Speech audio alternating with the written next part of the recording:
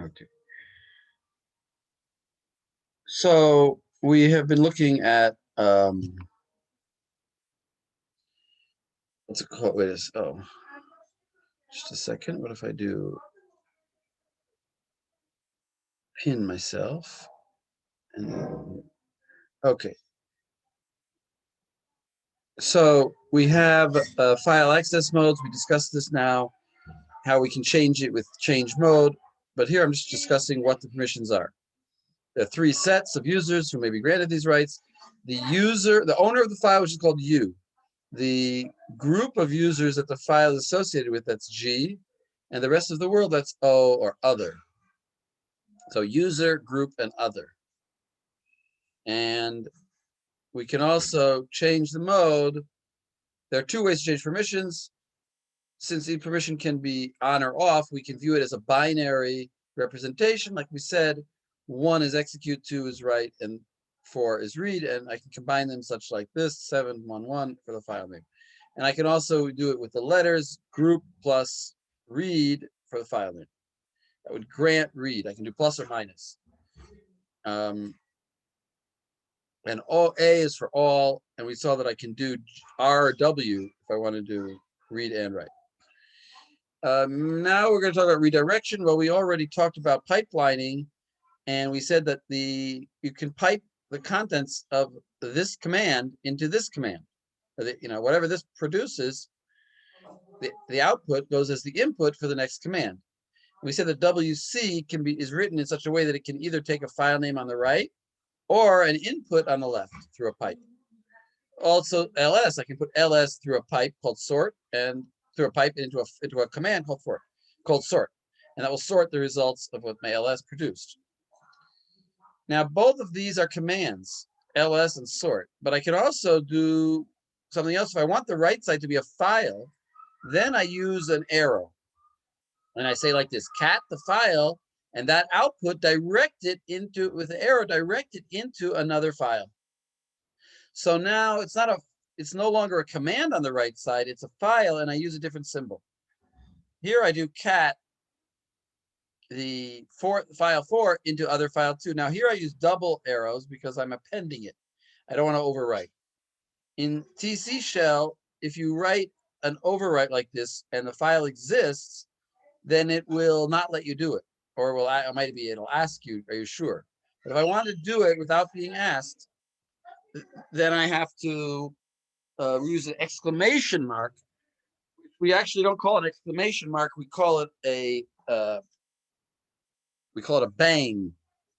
So we say cat file redirect to a bang to other file. So that means that I definitely want to overwrite it. And as we said, cat is called cat because it concatenates. So in the last example, I have 3 files that I concatenate. I send them all to this other file. And now I have a longer file called other file. Now let's talk about a concept called the standard out and the standard. Did we talk about the standard out? No. Yeah, here.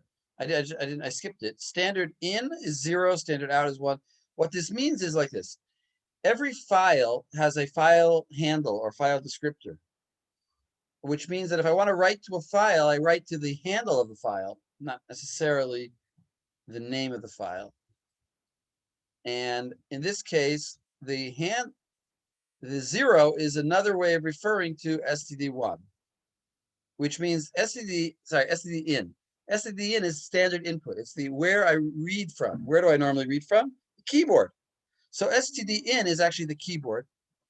std out is the screen. So what is std error? std error is also the screen. Essentially, I have 2 pointers to the screen.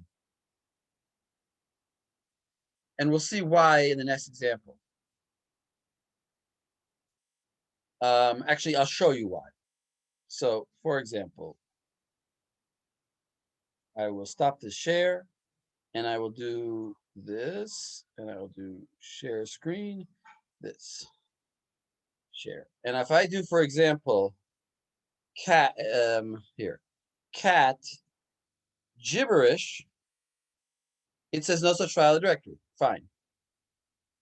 If I do cat h1, it goes onto the screen. But if I do cat h1 into a file, for example, h2, then nothing comes on the screen. I can do that again. I can append it. And now if I do cat h2, I'll see echo hello, echo hello. I appended it. I put it in and then I appended it. Now what if I do cat gibberish, I don't know, gibberish, to append it to the file h2. Now the question is, what will go into h2? Wait, I'm getting some questions here. People are asking me chats. Are those for me or not? No. Anyway, fine. Okay, I hope you can see my terminal. If you can't, then problem. Anyway,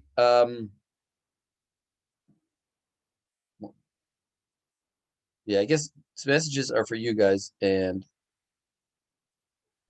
I won't look at them.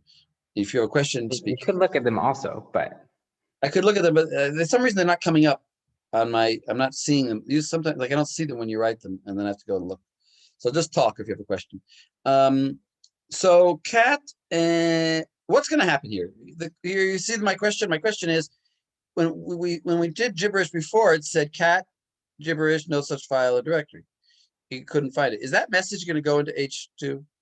Well, it should, shouldn't it? Because it's the output of the command cat. Or not. So let's run it. what if it makes a new file by that name in H2? No, never mind. Never mind. So now look, it printed it on the screen, and if I do cat H2, still what it was. So it didn't put it in, it said cat no such file. How did it do that? If this redirects the standard output into the file, isn't this going to the standard output? It's going to the screen after all. So from the tone of my voice, you can tell that there's something else going on here. Can anybody guess what's going on here? It uses std error to output for cat. So whenever it uses std error, it doesn't actually, it doesn't allow you to pipeline it or use Exactly. So what happens is like this. There are two access points to the screen. One is standard out and one is standard error. When I redirect, I'm only redirecting standard output. This message, even though it goes to the screen, is getting there via the other method, via standard error. And therefore, my redirection doesn't capture it, which is good because I don't want that to go in the file. I only want this file, if it exists, to go in there. You know, I don't want to put garbage into my file. But what if b'chol zot I want it to go in? So look what I can do. I can do ampersand. And now nothing gets printed to the screen. And if I look at cat, if I look at H2, I'll see that the error message went in. So what this is saying is send both standard output and standard error into the file. Now I can also do like this. I can also do a more clever thing. I can say, what happens if you try to execute H2 now? well, it'll say no such file. It'll do the for part that it can do, and the part that it can't do, it won't do. In other words, it'll do the two echoes, and then this will give an error. There's no. Ellie's in the waiting room again. What's wrong with Ellie? He couldn't see the terminal, so he left and joined again, but now he's stuck in the waiting I room. gotcha. All right, I let him in. So can you maybe turn off waiting room? That way I wouldn't have to bother you. Well, I won't do it right now, but maybe. Yeah, I know, for the future. Maybe. Okay, cat this into the file. So fine.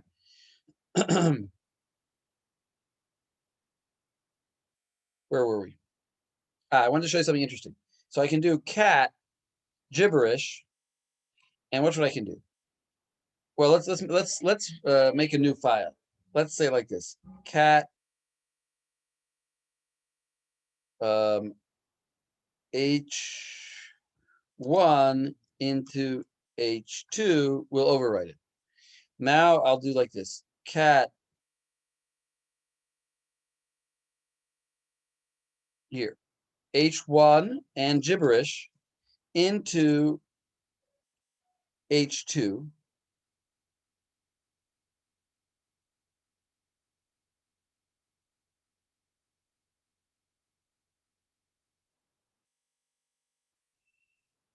But put the standard error, which remember we said was 2, put that into a file called log. So now if I look at H2, it doesn't have gibber, it doesn't have the error message, even though it wasn't printed. So where is the error message? It's in the log file. If I do cat log, I see just the error message. What I did here is I said, put the regular standard out into H2, but put the errors into a different file called log, if there are errors. This is very, very useful if I'm running all kinds of things at midnight or during the day, and I want to, if things are running automatically, and I want to check if there are error logs. If there were errors, I have a special file for the errors. Now, there's a few ways to do that. I can do, let's do that command again. I can do like this also. I can say 1, which is standard output, goes into 2, and 2 goes into the log. That's one way of doing it, because in other words, the default is without a number 1 there. It's the same as writing with a 1 there. These two are the same. I can also do 2. Here, look at this. 2 should go into 1. The ampersand here is because I don't mean into a file called 1. I mean into the file handle 1. So I write the ampersand there. So this means send the error messages into H2 and send the regular output into H2 and send the error messages into whatever 1 is. Well, 1 is going to that H2 anyway. So I'm not going to see anything, and the error messages will be in H2 now. You see why? Because I'm saying 2 should go into 1. Well, what's 1 going to? H2. So it's essentially like saying 2 should go into H2. I could also write that explicitly. But I better write an overwrite. Same thing.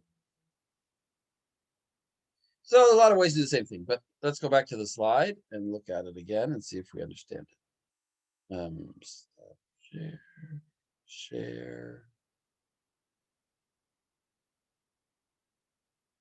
So I can redirect the standard out to one file and standard into another file. So I do like this, to out and to error. Redirect both to a file, to the same file. I can also do it, this is a shorthand way of doing it. I didn't show you this. Cat file ampersand arrow to out. That means both 1 and 2 go to out. Redirect standard error and standard out. No, redirect standard error to standard out with the $1. Then redirect the standard out to a file. So here's standard error to standard out, and here's standard out is going to out file. So now both the standard out and the standard error will go to the same file. The number before the redirection tells which output to redirect to. Okay. Ampersand tells the redirection to go to a file handle instead of a file name. All right, that's all. But it's interesting thing. Now another complicated thing. That was a little bit complicated. Here's another complicated thing. And we saw this before. Remember I said I didn't want to explain exactly because I want to explain it here. Storing the output of a command in a variable. So first of all, I can run a command. Here I ran a command and I stored the output in the variable A. So A, instead of being in a file, is in a variable. And how did I run this command? So there's two ways to run the command. I can either do it this is the old way, the normal, what I consider the normal way, it's the old way, with a backtick, which is the symbol on the upper left-hand corner of your keypad, beneath the escape button. That's called a backtick. It's not a single quote, it's a backtick. So I do backtick, command, backtick. And that command will, instead of defining this as like, if this is like cat file, instead of A being cat file, A will be the result of cat file. Whatever cat file produces will go into A. I can do the same thing here with the parentheses and the dollar. Here, the dollar does not mean variable name. It means run this command. Run whatever in the parentheses. Is there any difference between these two methods? If this one works so well, why did they invent this one? So here. So let's look at the, wait a second. Let's look at this example. The old style backticks treats backslashes and nesting a bit different. The new style interprets everything in between as a command. So what happens here is it says like this. This is a command, uname. Remember, there's a function called uname, which tells me Linux, for example, the name of my program, and then pipes that output into echo cat. Now, echo cat is a command because it's got a dollar parentheses and a close parentheses. So when I do echo cat, what's the command going to result in? Can somebody tell me? Cat. Cat. The word cat will appear there. So now it's as though I wrote uname pipe cat. Well, uname pipe cat means print the uname and then send it to cat. Well, cat will just print it. So that's the command. And then I echo the result of that command. The result of that command is Linux. And then I echo Linux. So here's Linux. It's a very convoluted way to actually just print the same thing that would have been printed if I just wrote uname. But I just want to show you that what's going on is first I evaluate this parentheses. And then once I get the result of that, I evaluate the bigger parentheses and run that. And then that becomes the parameter for echo. Now here I did the same thing, but it's not going to work. This is the output. Command, substitution, unexpected end of file. In other words, what happens is like this. It sees this backtick, and then it sees this backtick and thinks it's over. So it tries to run this command without anything on the other side, of the pipe. Then it tries to write echo with cat and backtick, and it gets confused. It can't do such a thing. It's not syntactically correct. So how do I do it in the old way? Since it thinks this is the end of this one, I have to tell it what this really is. So what I do is I backslash it. I put a backslash before it and tell it, no, I don't mean to end. This is the real character backtick. Now it's smart enough to know to execute that. So it'll resolve the inner one and then resolve the outer one.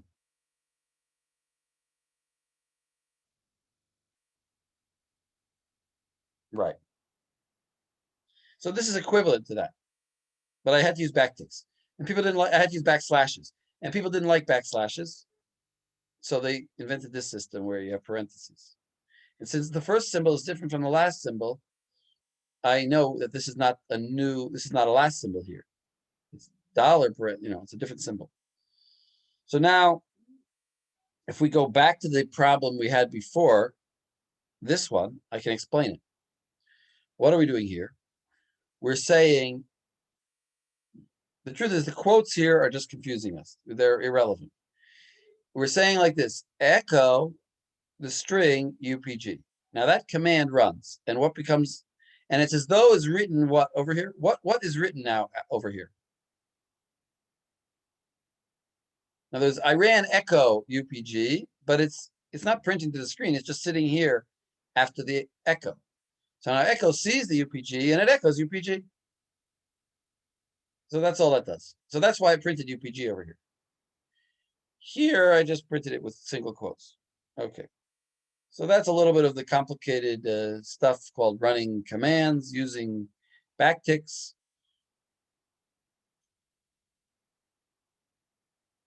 This was the example we saw.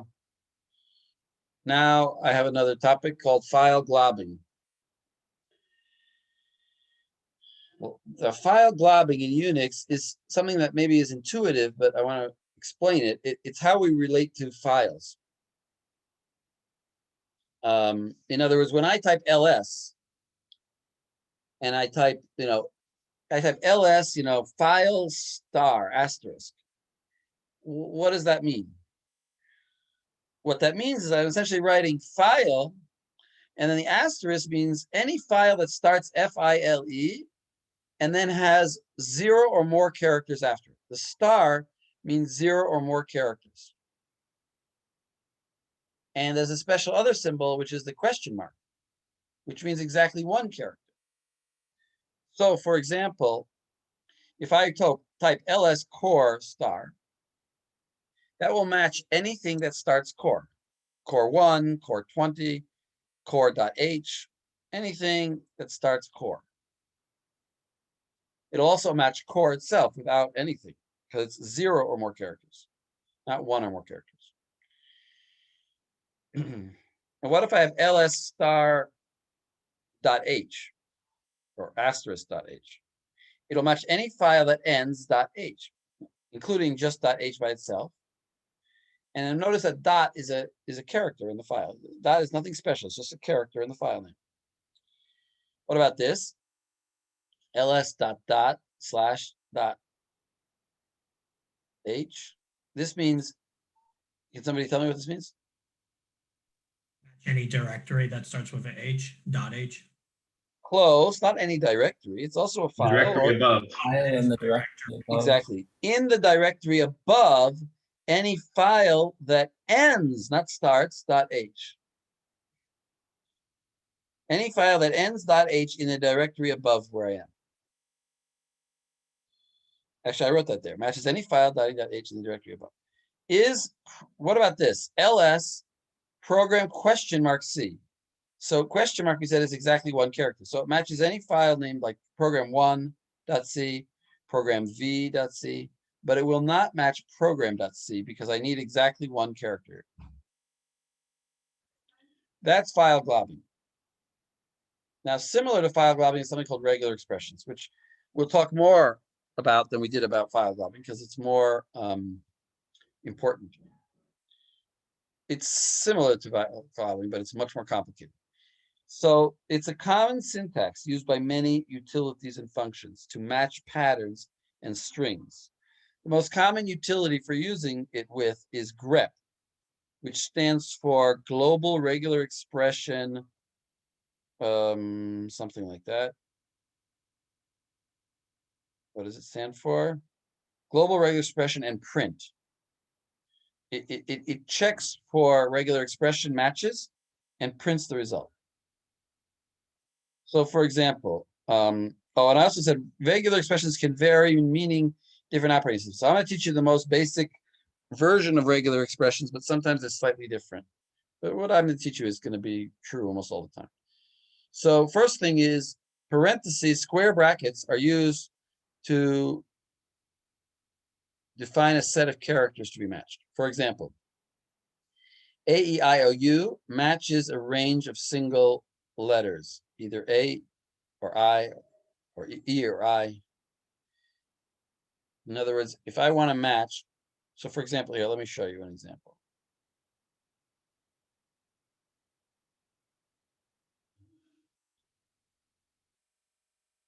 I have, let's see, cat H2. Cat H2.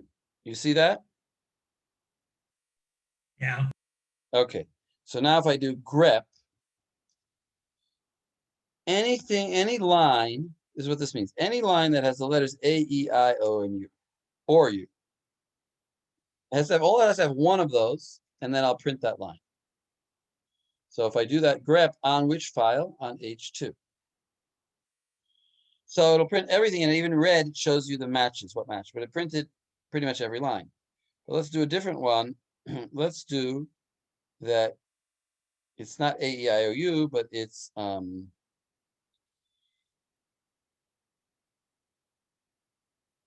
any line that has K or D. Oh, I got to give it a file name.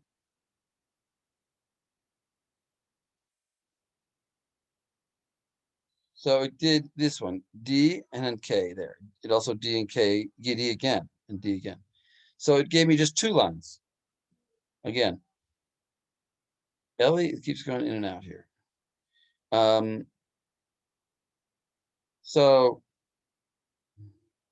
give me just 2 lines, because those are the only lines that have a K or a D. Of course, in this case, I could have just done simple K, but that's not really regular expressions. That's just looking for the letter K in the file. So it gives me the lines in the file that have the letter K. Or I can do a range. Let's say I want to say any line that has the numbers 0 to 9. None of the lines have a number 0 to 9. That's the basic idea. I can grep for lines and print them based on a regular expression that I write here. So let's go back to the regular expressions and learn more about them.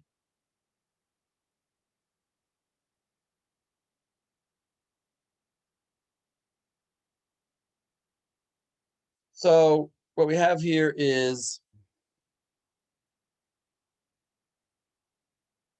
a range. Here is the lowercase and the uppercase letters. Matches the whole alphabet. 2 to 8 matches any single integer from 2 to 8. Now there's a symbol called a caret, spelt like that, which when it's inside of a brackets, it means not. It means not. So let's look at this example. We want to find any 3 letters that start with a B and ends with a G, but is not the word big or bog. So what I do is I write like this. B, not I or and not O, G. So this will match bag, and it will match as in cribbage. In other words, it won't just match the word bag, it'll match the word cribbage.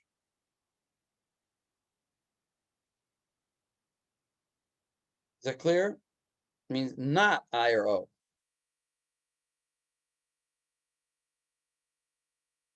Yeah. What about BG? Will it match BG?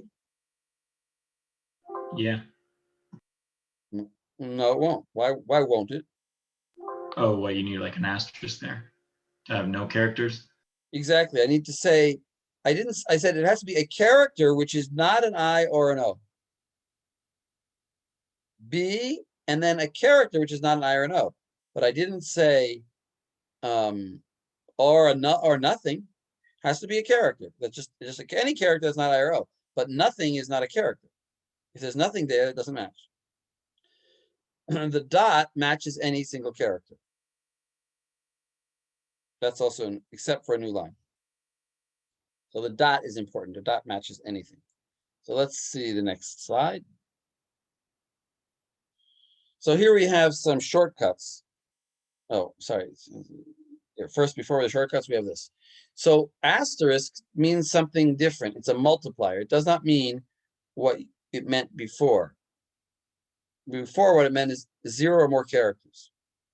Here, it means something else. That was in file globbing. Here, it means that the previous character or set of characters occurs 0 or more times. So it's only used with something before it. It only multiplies something that was preceding it. So if you want to get the same behavior as an asterisk in a file globbing, you need to write dot star. Because dot star means any character, means a single character 0 or more times, which is what the star means in file globbing. Now, but once we have that as the star, what does the plus mean? The plus means 1 or more times. And the question mark means 0 or 1 time, but not 2. I can also have a multiplier in braces like 5, which means that the previous thing occurs 5 times. Or I can do the previous thing occurs 3 between 3 and 7 times. Or the previous thing occurs 2 or more times, right? Or 2 to infinity, essentially. And the backslash is a generally useful for, the backslash is generally useful for escaping any special meaning of any character. Guys, stop writing messages distracting me, unless it's necessary. Okay. Examples. I mean, if you have a legitimate question, fine, but don't just write nonsense to each other. Okay, A to Z backslash minus. So what that means is, normally a minus means a range, but with the backslash, I can escape a special meaning of a character. So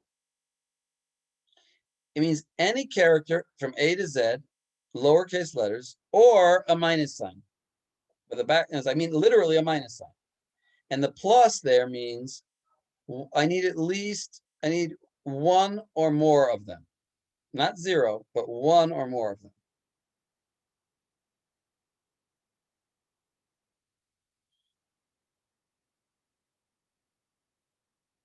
The A-E-I-O-U with the 2 matches any 2 vowels in a row. The backslash space 2, comma, matches 2 or more spaces. In other words, I'm giving it a space, the backslash space. So I just write a space there, it thinks I didn't write anything. But if I want to tell it, no, I mean a space, then I have to put a backslash before. So backslash space, then multiplied by 2, which means 2 or more spaces. Then I have a question. What does this match? A to Z star 0 to 9. Which of the following things will it match? The first one. Sorry, the first one. I meant the second one. Let's see. The fifth one, and yeah. So you're saying the second one, but not the first and the third one. I think also the fourth one. Why the fourth one? There's a it's only any 1 or more 0 or more occurrence of lowercase numbers followed by a single number. So why do you say it won't match the first one? I didn't know the and sign is a that's part of the alphabet. No, and sign is not from A to Z. But it needs 0 or more times. So I think it'll be okay, right? If I understood correctly. Yeah, you're right. The first one is 0 or more times. I've got an A to a Z. I have it how many times? 0. And then I have the number 7, which is from 0 to 9. So I'm going to ignore. So not only we're going to say, ask the question, did it match? What particularly in the string did it match? So it matched the 7 only. Everyone sees that? It matched just the 7. It didn't match the ampersand, but it matched the 7 because 7 is 0 or more letters followed by a number. It's 0 letters followed by a number.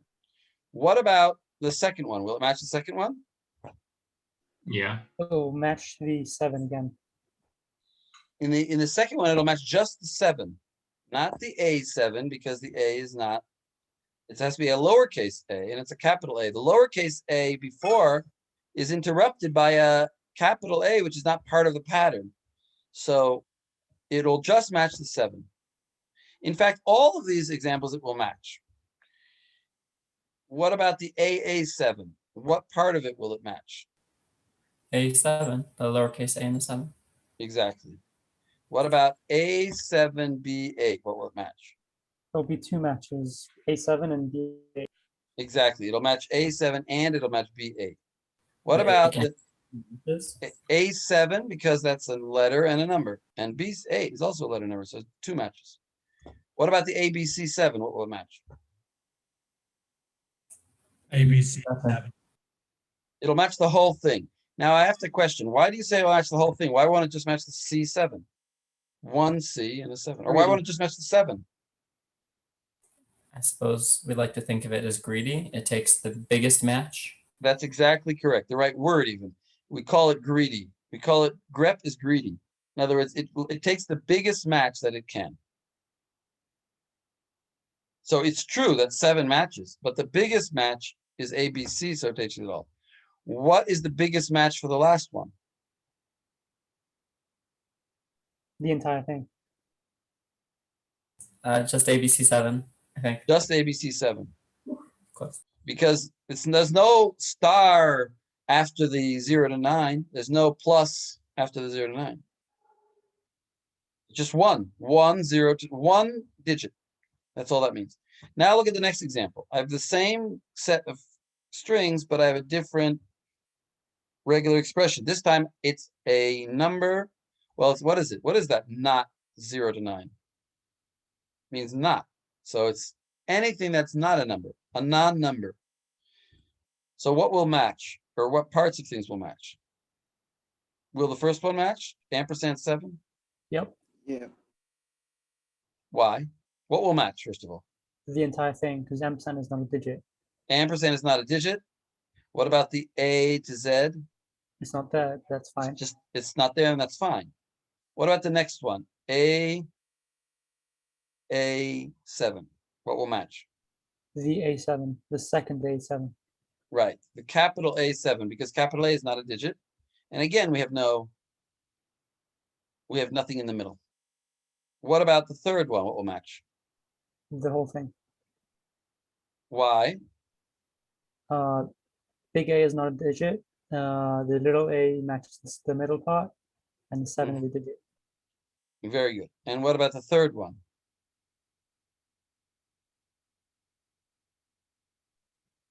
There will Just be the 2 A7? matches. The same as before, actually, I think, right? It'll be 2 matches. A7 And we Why have- can't we put the whole string together? The capital. Because 7 is a digit. So it doesn't match the not digit, and it also doesn't match the A to Z. Wait, which one are we talking about? Uppercase, lowercase, or lowercase? No. We're on to the next one. A7B8. Oh, that's right. Okay. But on the previous one, was that On the all? previous one, the whole thing. Okay, perfect. Okay. And now ABC7, what's it going to match? Wait. Will the B8 be matched in the previous one? A7, B8? Yeah, there'll be a double match Why is the B8 matched? because B is not a digit. You see, that's tricky. B is not a digit, and 8 is a Oh, digit. and then 0 letters. Okay. In other words, I'm ignoring the A to Z because that's optional. So, and I don't have it here because I need a non-digit, so that's the B. It's the B, and the 8 is the digit. What about the last one, ABC 789?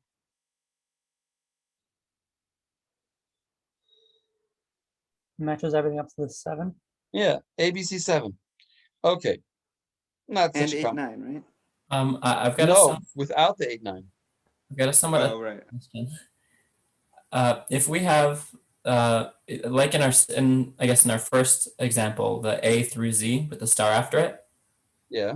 So if we had this 2 times, so it was A through Z star and then again A through Z star, would each thing appear as 2 different matches, or would it be just one match? Or how would that work? Would we have several matches for it on the same, or would they be different? Do you understand what I'm asking? A to Z star followed by A to Z star. Right. And then maybe 0 to 9. Is that going to say it matched the first and then it matched the second and then maybe it matched both together? I don't know, but it's a silly Right. regular expression. I don't know. It's a silly regular expression because Well, once not you have A to Z star, that includes in it another A to Z star. That doesn't. I mean, The first one will match as many as it Second can. The second one has question. nothing else. I don't know. I don't know. It's not. I like it. How many matches is complicated because that's already different. But at least we can know what it will match. That example, because A to Z star will match everything. If you think about it, it's a meaningless. Just that is a meaningless statement because it's saying So I guess optionally anything that either does or doesn't have this. Well, everything does or doesn't have this. You need the number after it. And then if you say it does or doesn't have this, and then a number, basically you're just saying the number. All right. In a that makes sense. sense, this example that I have here is a silly example, the first one. The second one is a little bit more interesting because the second one is saying a non-number, well, even that is not, they're not such good examples. They're not really useful examples. I should change them really, but that's what I did. They're kind of silly because there's no difference between a non-number and a letter. I mean, this is more inclusive. Once I don't know what this adds. I have to think about it. Anyway, whatever, that's what I did.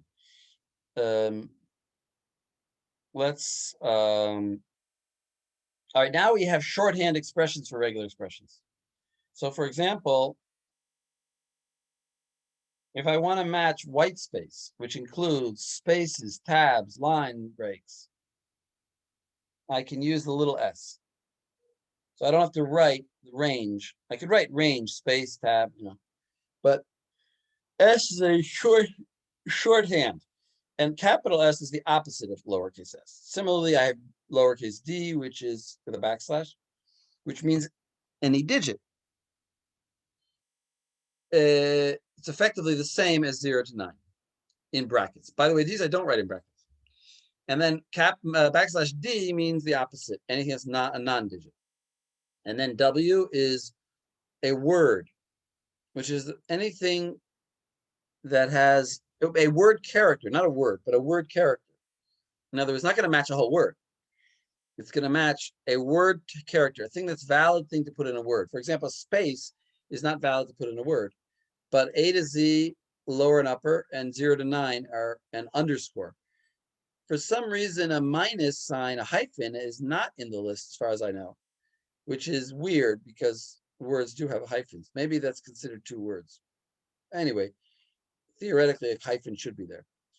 W with a capital W is the opposite of little w. So here's an example. Little d plus, which means find one or more adjacent digits. Again, a star here would be silly because find 0 or more digits. Well, so everything is 0. Everything is 0 or more digits, unless I have it combined with something else. Here, S2 to 3. Find 2 or more white space characters. That could be useful. I want to remove. Sometimes I wrote 2 spaces and I wanted to have them all to 1 space, so I could look for them all and replace them maybe. Okay.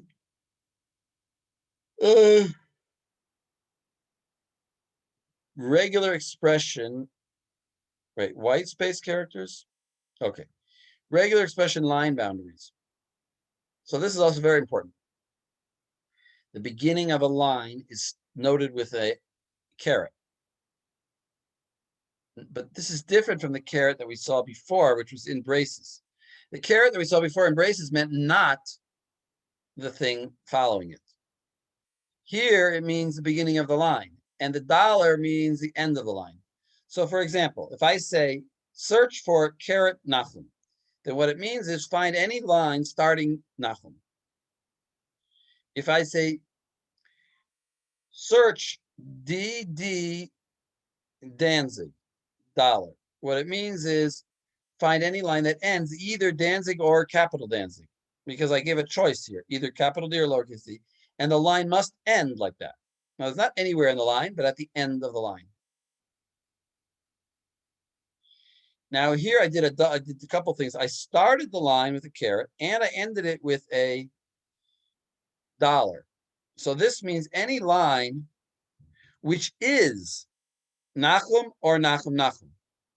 Because what I did was I multiplied the whole word. I need to use parentheses for that.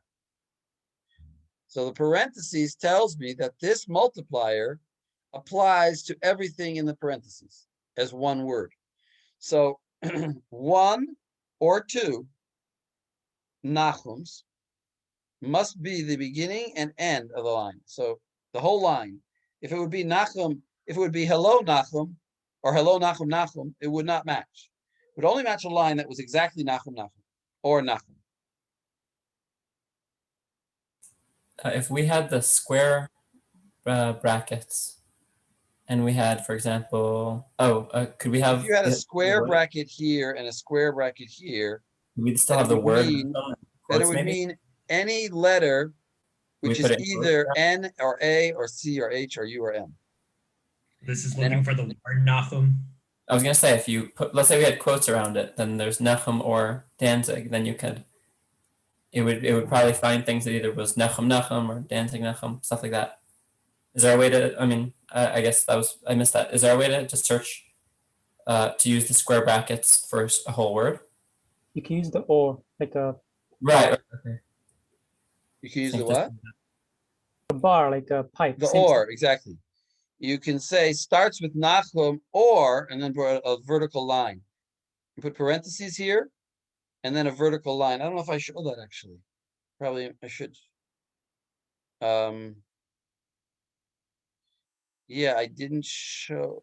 I guess when we do it, we start to write. Yeah, here I did. Here I did. I do show it. Later on. Yes, you can do or. Inside the brackets, you can write Nachum or Danzig, close brackets. But in this case, would it match any combination of the two? Meaning What combination? In the way Because I I- have it written here, it only matches these two things. What case are you talking about? we have Nechum and then we have an or symbol, and, And then Danzig, Mhm. And then then a it one. and then a 1-2. Right. So no, it would match either Nachum or Danzig, or Nachum or Danzig, but it wouldn't match Nachum Danzig. I mean, it would. It would match that line, and it's complicated. Nachum Danzig, it would not match. No, because Nachum, it doesn't end. Nachum Danzig doesn't end Nachum, and doesn't end, and it doesn't start Nachum. I mean, it doesn't start Danzig and doesn't end Nachum, so that wouldn't match. It wouldn't match Nachum Danzig if I wrote an or here and a Danzig. No. Wait, why doesn't it match Nahum Danzig if it was all? Well, because if I wrote a One. Danzig here, then it would have to start Oh no, either. not in the when you're declaring it. I'm saying if what we have currently Would was for looking sure, for it only Nahum, would match Nachum and Nachum, because okay. the line must start with whatever I have here and also end with whatever I have here. Because we learned this is the end of the line. Okay, so it can. All right, I get it. So if it must start and end with something, then that's the thing that the line is. In other words, if there's no other options. If I would remove the start, then it would match anything that ended Nachum. And if I would remove the dollar, then it would match Nachum Danzig, because it started Nachum. But if I have both the start and the end, then I've subsumed, I've contained the entire line there. So there can't be any extraneous letters in the line except for what is written exactly in my regular expression.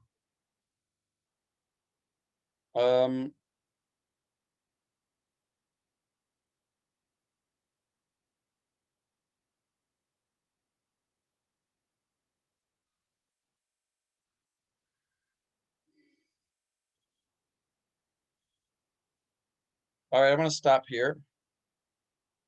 Well, we were a little bit over time, yeah? Although we took a break. Go till 7:30 Well, we have a lab. for the lab part. The lab,